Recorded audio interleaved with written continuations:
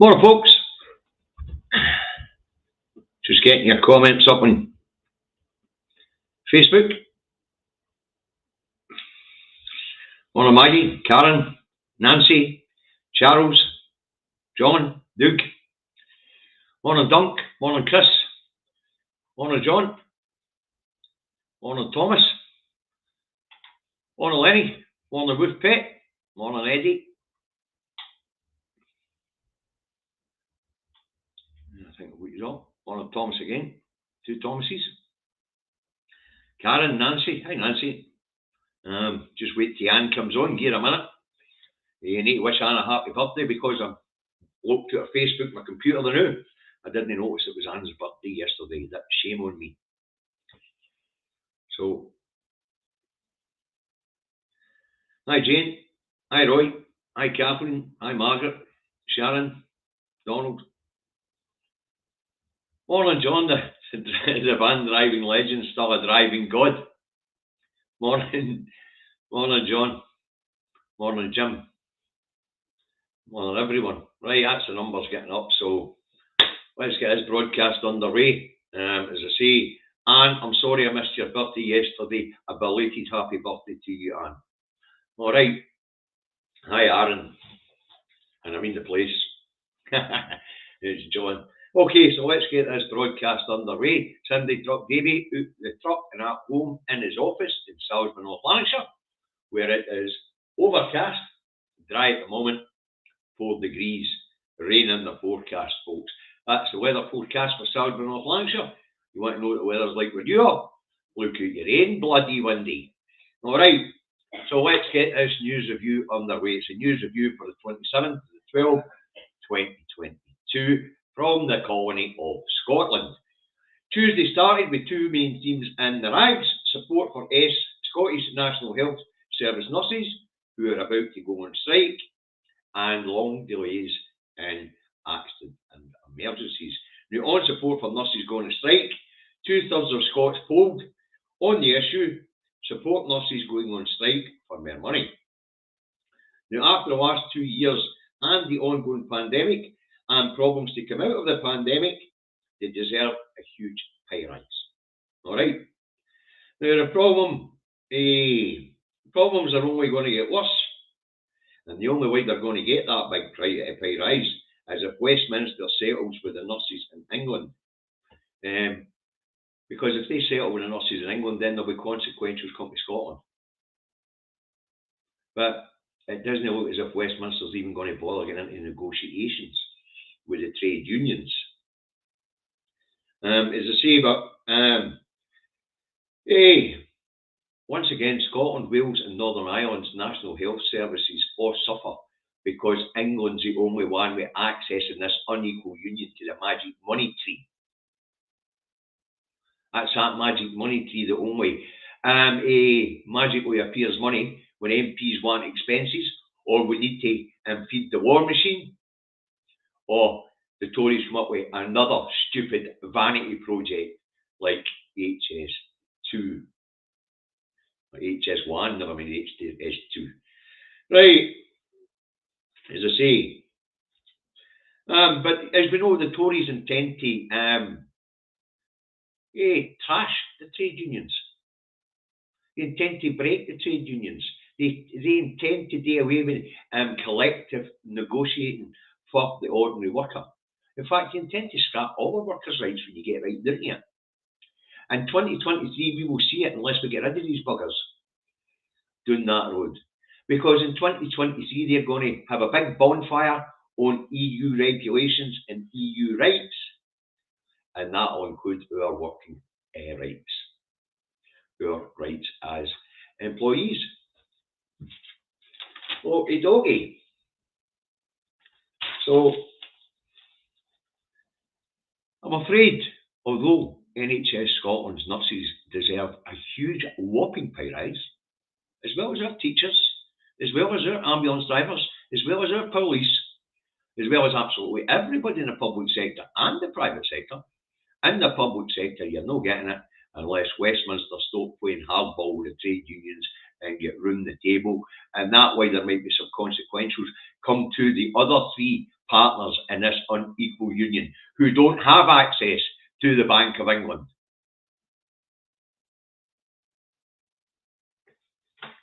Right, as to long delays in action emergency, well, there is the pandemic backlog, the unusually high numbers of infections and viruses after 2 years of being covered up, folks.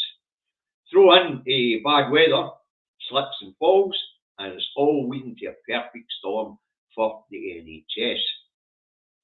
Staff shortages are also a problem, and that's basically because the staff still have to isolate when they pick up a virus. Can't you have sick people working in the NHS? So because the pandemic's ongoing and the winter flu and other viruses are running a savvy at the moment, there is shortages of staff in the NHS.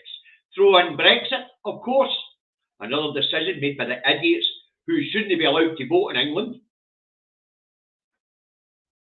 Then a perfect storm brewing.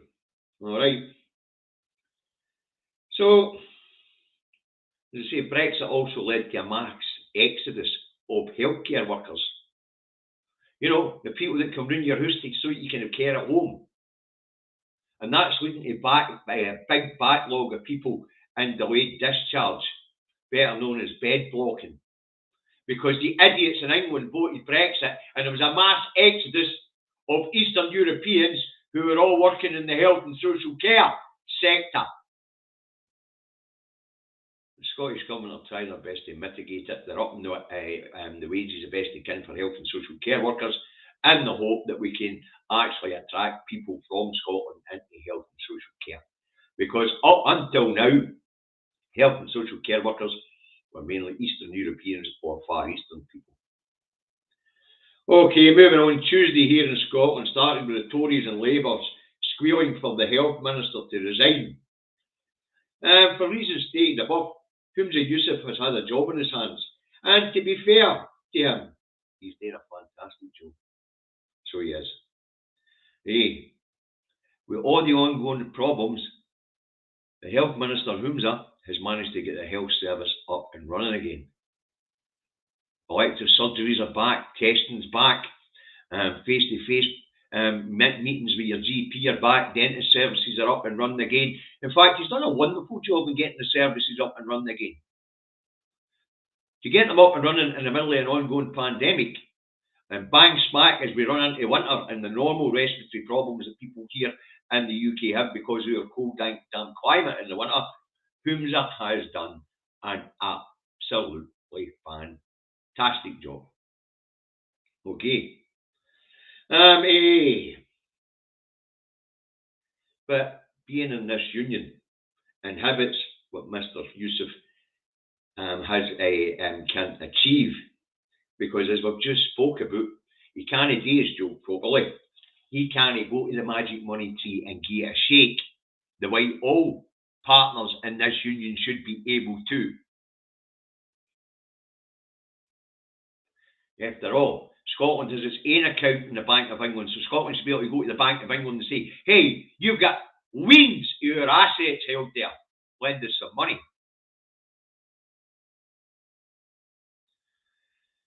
Once again, as I say, here in Scotland we suffer because of English voters' choices when it comes to the Brexit thing. And of course, incompetent and corrupt Westminster governments picked by our so-called partners in the union who are doing that bloody road. Right, moving on. Tuesday. And it looks like junior doctors are about to join nurses in voting on industrial action. This will no doubt pile more pressures on the Health Minister here in Scotland. They say we've got a fixed budget, no access to the magic money tree. Westminster's refusal to even enter into negotiations with striking public sector workers will probably see NHS England and of course wider will see the NHS's collapse. And this is just what the Tories want, folks. They want to collapse health services in England so that they can sell privatisation to the silly buggers down that road who keep voting for stupidness.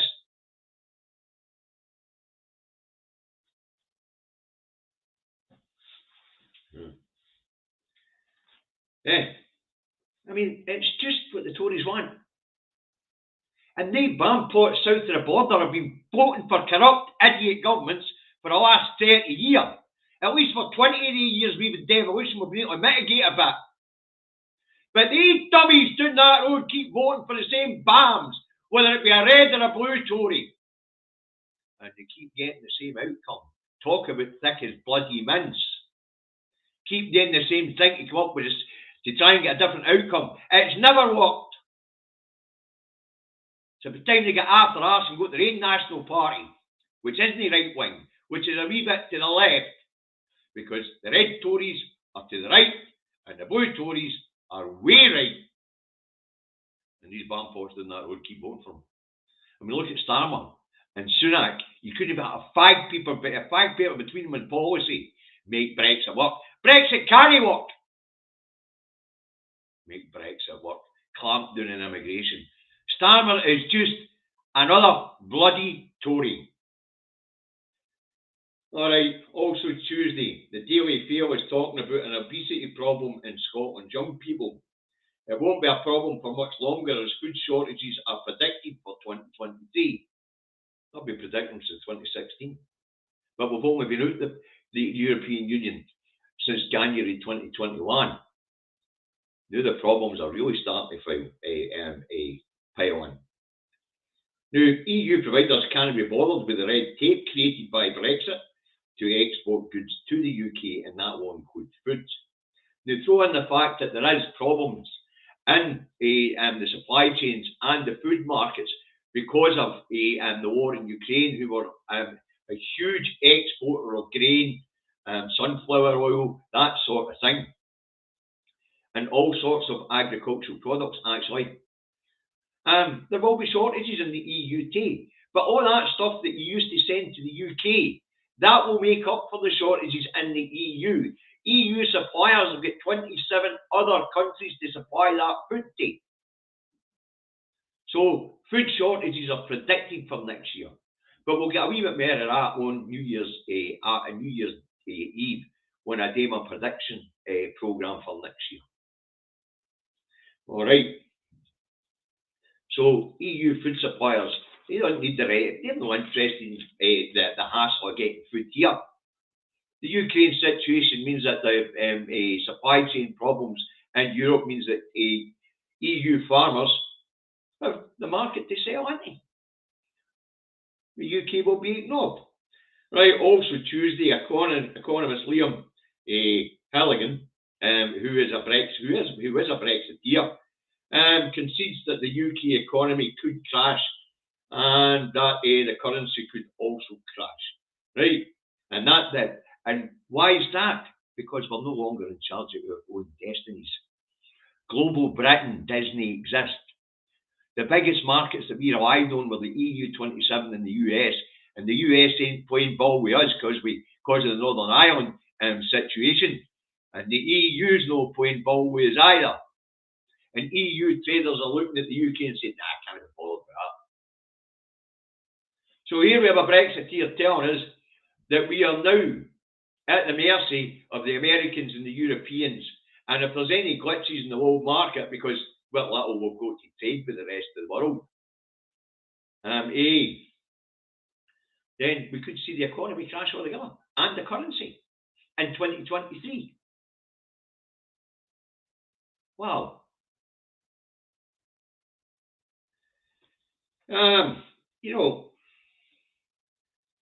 He also says that the EU is going to have problems because of the currency union in the EU. Well, Davey's been talking about this for a very long time, folks. I've said currency zones work, currency unions don't, because in a currency union, then the smaller economies have no wriggle room to either grow or contract, actually, because they're stuck with a single value currency. Whereas in a currency zone, you have everybody has their own currency, but it's underpinned by a single central bank. And that allows your currency to actually get stronger or weaker depending on your economy. It's exactly why the currency question in the Scottish independence referendum was tackled for the wrong area and the wrong angle. And the Unionists knew it. The Unionists knew that saying what currency you're going to use was going to be a winner. When, as Davies explained to my viewers at least, millions of times, Scotland doesn't have a currency problem. It has a great currency, Scotland. What Scotland doesn't have is a central bank to print currency. We've got to beg the Bank of England to let us print currency. But Scotland, Northern Ireland, Gibraltar, we've all got our own currencies. In fact, the only one in the Union and in the wider currency zone that doesn't have the same currency is Wales. England and Wales is actually one entity, folks, whether the Welsh like it or no. One entity. They don't have a legal system and they don't have a currency in Wales. So, you know, currency was never a problem for Scotland. You know, this push about what currency you're going to use. The problem's not a currency, we've got one. It functions perfectly well, it's accepted right round the world. What we haven't got is a central bank. Wee bit of legislation will sort that out. Right, moving on. Tuesday in Scottish Water, Scottish Water says supplies of water has been restored to East Renfrew, where there was no supply Christmas Day and Boxing Day for some residents. Now, the problems were due to problems at the Picket Low water treatment plant. Now, the problems have been fixed, but bottled water will continue to be supplied at a local high school and a local primary school in East Renfrew, while water quality is monitored over the next couple of days.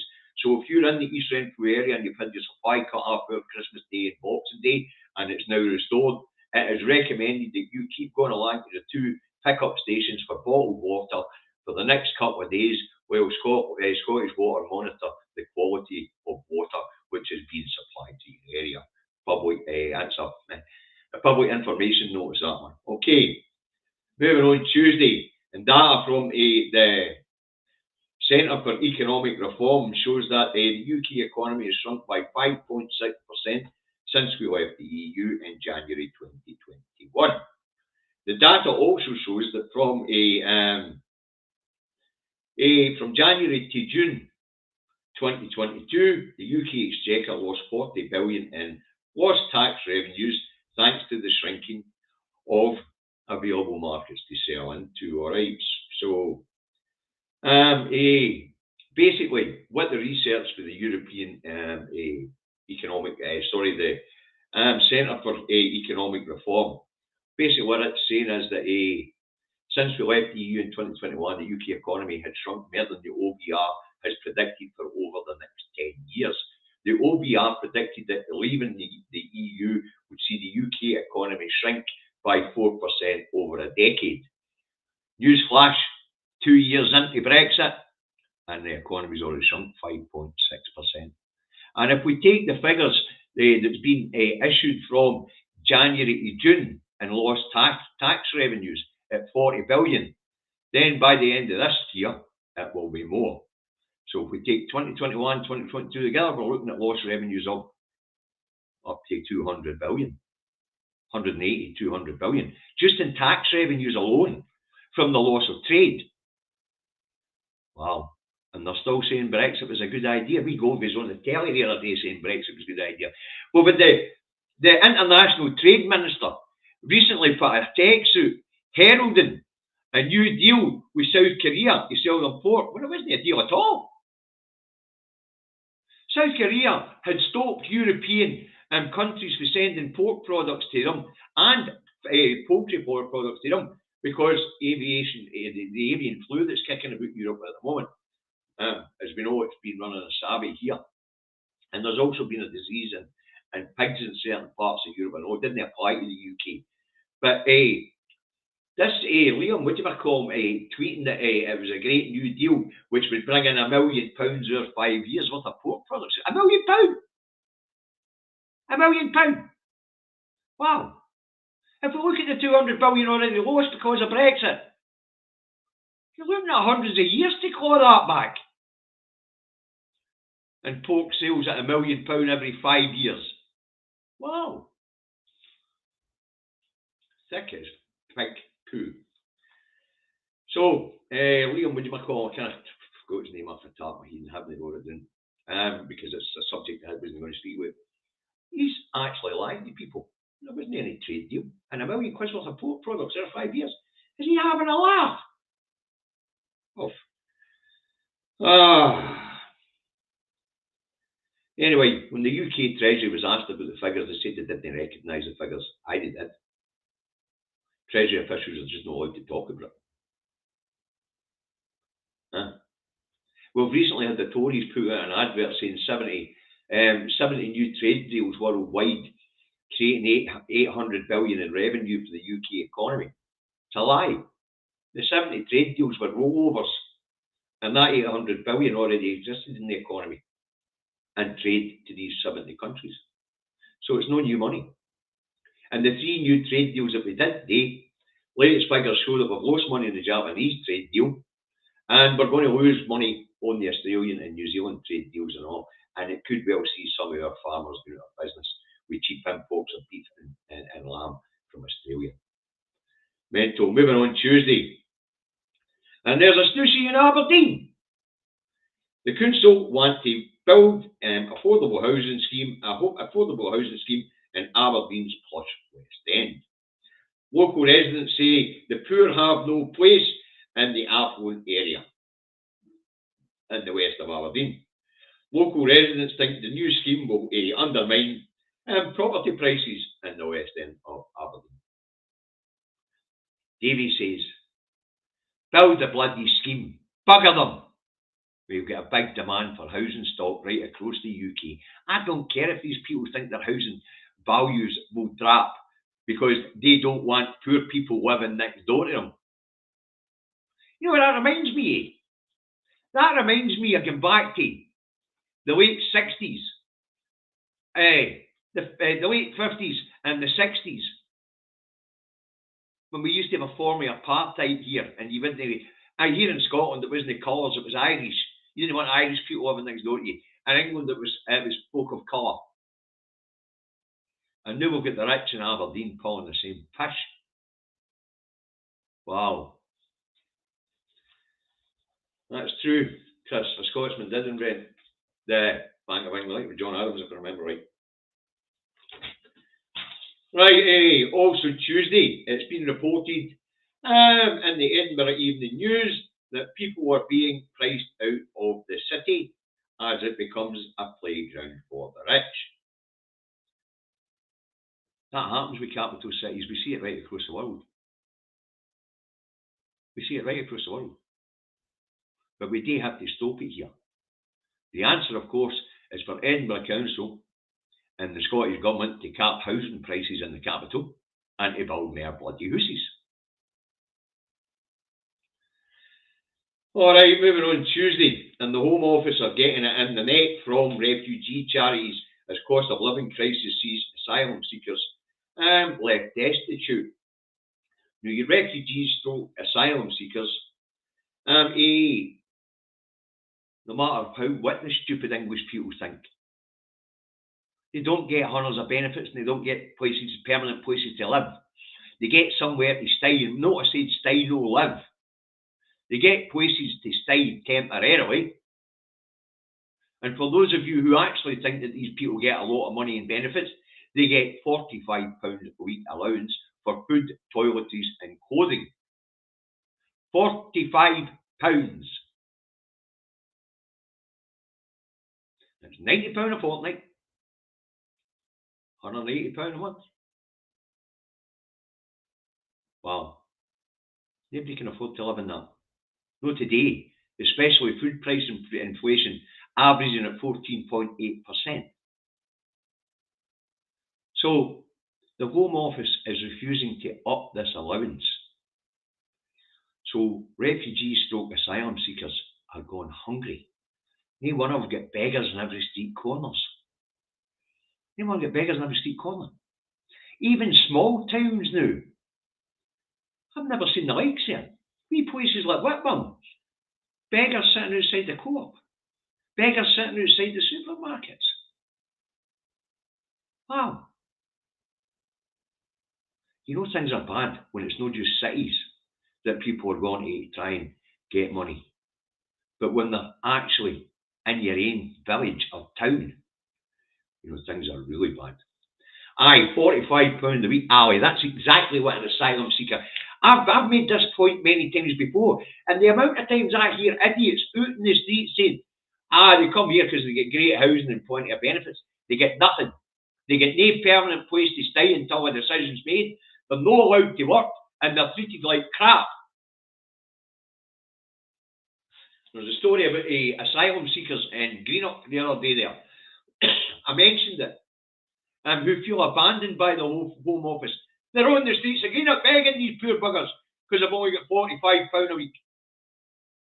By the way, the other thing you should know, if they're not in hotels, if they're in wee flats for themselves, that £45 going to cover the electricity as well.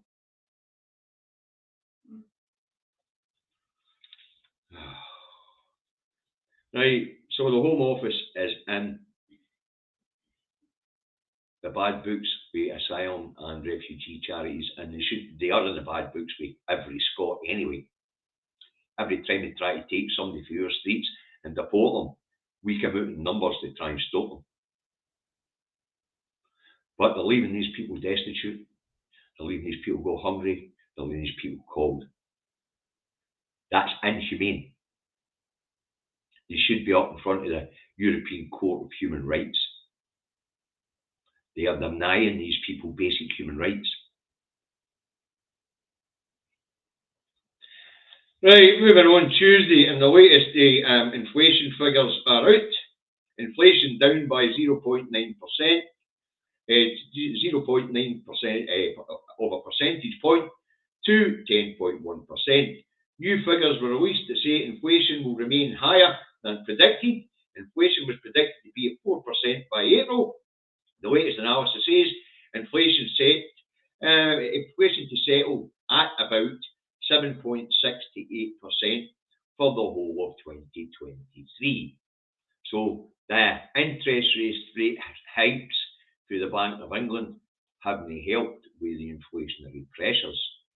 Inflationary pressures are about to get much worse as food prices continue to soar, as the food shortages comes on. We're already starting to see that medicine shortage I was talking about years back and all. Now that we're out the European Medicines Agency, a lot of our medicines came from the European Union. So food, I better leave that to the 31st, some of my predictions for next year, okay. So the latest inflation figures are out, and it's no good. Now, as I say, there's going to be more bank interest rate hikes from the Bank of England, prolonging the recession, which will turn into a depression lasting a decade at least, as predicted by the Office for Budget Responsibility in its Brexit analysis. Although they've got the speed of the shrinking of the economy wrong, and to the extent of the shrinking of the economy wrong, they have got that one thing right. This isn't going to be a short recession. This is going to be a depression until the people of England actually realise their effing mistake and force their governments back into the single market and customs union. Because the Americans are not interested in trading with us. They'd much rather trade with 450 million people, 500 million people almost, in the European Union. Stupid is as stupid does. As I explained earlier, the English people keep voting for corrupt idiots. And it's been the same for the last 30 years, and that includes the Blair years. Because he was a red Tory and all, as Margaret Thatcher said, her greatest ever creation, or her greatest endeavour, was turning the Labour Party into a red Tory party with Tony Blair. Anyway, as I say, the OBR's analysis was of course wrong. It predicted the economy to shrink by 4.4% due to Brexit. It shrunk by 5.6% in just the 2 years. So, as I say, this is going to be a depression and no recession, and economists are now starting to look at the situation Little Britain finds itself in the global markets. and it just takes one sneeze in America or one sneeze in Brussels, and our economy will collapse and our currency will collapse. Yeah. Wow. That's what we got voted for down that road. Stupid as, stupid as. And you're right, Reg. America is happy to bide its time until the UK is on its bloody knees. And then it will do what Australia and New Zealand and Japan have done. It will gouge the UK. In fact, the UK and Brussels could crash the whole economy and then come in and just pick out the bones. Which we've already said, the vultures are circling. Wow. Right, they're the main highlights of what I wanted to speak about today. Let's quickly go through the papers because we're back to a full length show, as you can see. So, what does Scotland's papers have to say today? Scotland's papers, record strike days lost and cancer care delays. Right, the Herald, number of days lost to strike hits highest in 33 years. Hey, the other loony rag, the first of the two loony rags, the Daily Express, it says lives at risk from cancer care delays. Listen, problems in the NHS will see delays right across the board. We're still in a global pandemic.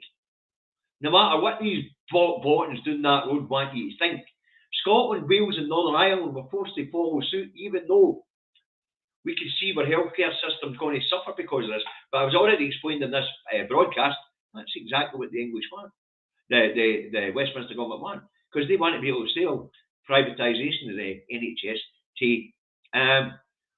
the English people. And I got an advert up in my email today offering me private medical insurance to avoid delays in the NHS for £24 a month. There you go. Right, the Daily Ranson's got energy firms £2 billion cash stash. Right, and this is the news that these greedy buggers that are gouging our public services and gouging us are actually holding vast reserves of our cash. People who are in credit with them. And they're still upping people's direct debits, even though these people are in credit with them. Absolutely outrageous. So, the National has MSPs look at action over misogynistic behaviour. And it would appear that the Tories, along there in Holyrood, are actually being pretty rude to female members in the Scottish Parliament in an attempt to create the same sort of corruption and attitude that they have in Westminster. So, they want an inquiry into the behaviour of the Scottish Tory Party. One of Valham. Right, the Scottish Daily Fail, the other loony rag, has damning report reveals hundreds of Scottish police officers reported for sexual assault and misconduct. Monsters in the Tinboy line. I'm going to tell you something straight here, folks. This story is an out-and-out lie. Over the last 4 years, 420 officers, so averaging 105 a year, out of a police force of 17,000 officers and backroom staff as well. Out of that amount of officers, over 4 years, there has been only 410 complaints of sexual misconduct by police officers, and they weren't all found guilty of them. And some of the inquiries are ongoing. So this idea of monsters in the thin blue line is a lot of crap. That's 105 officers a year over 4 years have been reported for sexual misconduct. Whether that be by members of the public or colleagues, we don't know. How many of those complaints were actually bogus or malice, we don't know. But 100 complaints a year, 105 complaints a year, with 17,000 officers, I would say we've got a pretty clean police force here in Scotland.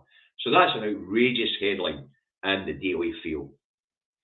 Right, the Daily Telegraph has Sandhurst urged to tackle toxic culture. And it's the same sort of carry on as we have in Westminster and what the Tories are trying to introduce in Holyrood, and that is sexism and misogynism. And apparently goes on at Sandhurst Military Academy as well. Newsflash, goes on right through the military. Well, it did when I was in. Right, the Scotsman has islands left high and dry as Calmac ferry timetable is delayed. It's a bloody winter. Wow. They're also on about a couple of ferries being built in Turkey. Well, listen, we're going to have to spread it around. Ferguson's the only yard we've got. You know. And the Times has cabinet row over a prevent anti-terror programme, right? And that is a long-awaited overhaul of the UK government's counter extremism programme is being delayed by a row between cabinet ministers Suella Braverman and Michael Gove, reports the Times. Now, this particular scheme they're talking about is called Prevent, believe it or not. And the idea is that people in communities where you might have people who are extremists, they report the behaviour of their neighbours if they think they're becoming radicalised, and they get put into the Prevent scheme to de-radicalise them, or to prevent them from being radicalised. Scheme never worked. It was never any good. Very few people have been referred to it, and that's why they were having an overhaul of it. And it appears that Braverman and Gove don't like are at each other's throat with the outcome. Right, what we got?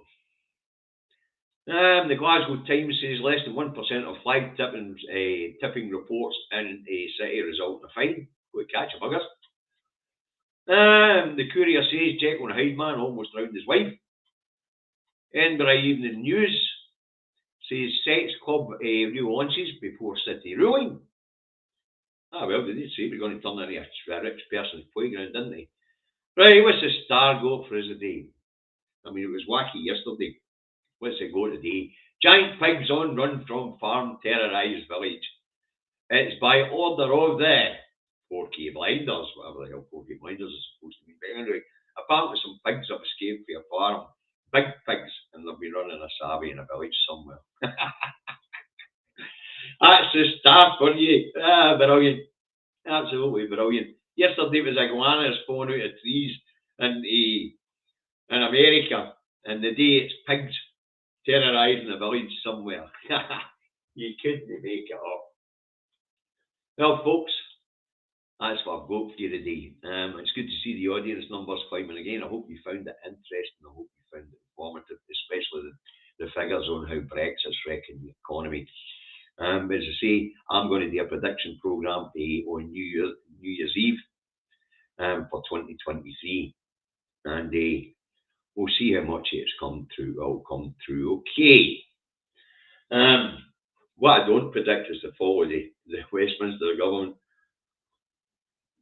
But what I will do is I'll give them some advice during that programme as well. Okie dokie. Hey! So as I say, that's what I've got for you. I hope you found that interesting. I hope you found it informative. Winter of discontent's getting right underway, and it is going to get worse. And an already failing economy, strike action and prolonged strike action will see the economy weaken even further. The government is mental down that road. They need to sit down with the unions. They need to realise that people are no willing to give up their collective bargaining, and they need to hash this out. Or what little's left of the UK economy might well no need influence from America or Brussels to collapse. It may well collapse and won't itself. Okie dokie. Right, remember folks, support independent broadcasters like this who put their head above the parapet after getting stuck in round about the news and looking at facts and figures and all that, and then putting out a show for you guys to debunk most of the crap which has been spewed by a corrupt government in London. So, as I say, that's what we've got for you today. Remember, as I say, support independent broadcasters, support Broadcasting Scotland, Independence Live, Indie Live Radio, Caledon Media, Truth Radio, the Irish Scot Magazine, and the National Newspaper. And if some of these things have got a crowdfunder going, you've got a couple of shekels to spare, which is highly unlikely in the middle of a cost of living crisis, please throw them in the pot. Once again, I want to say happy birthday to Anne. I'm sorry I missed your birthday, Anne, yesterday, but my computer I couldn't access my Facebook account. Okay. In fact, it's the only thing I can. On my computer, I can't access Facebook at the moment. I'm going to have to write to them again. And I think WhatsApp's on by the same mob, isn't it? Meta. Well, anyway, they won't let me access WhatsApp on my phone. I think they're right. They might expand my media empire.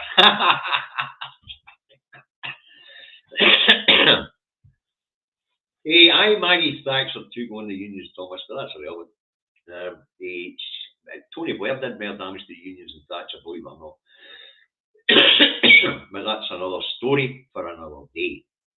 Right, you remember, folks, we just spoke about the pressures in the NHS. It could well be that the government might have to tell us all to get masked up again, because now that we've come out of the, supposed to be the pandemic, and now we've uncovered all these other viruses are starting to run us savvy and all. I'll speak to David later, Dunk, and find out how he is. All these other illnesses are really hitting us hard. Winter flu and colds are right out of hand. Strep's running a riot in schools, and some of the old type diseases that are associated with poverty are backing off, like rickets. Wow. Look after yourselves, folks. Look after each other. And we'll be back to do it all again tomorrow. Have a nice day. Say have a nice day, Sarah. Have a nice day, Sarah. Bye, folks.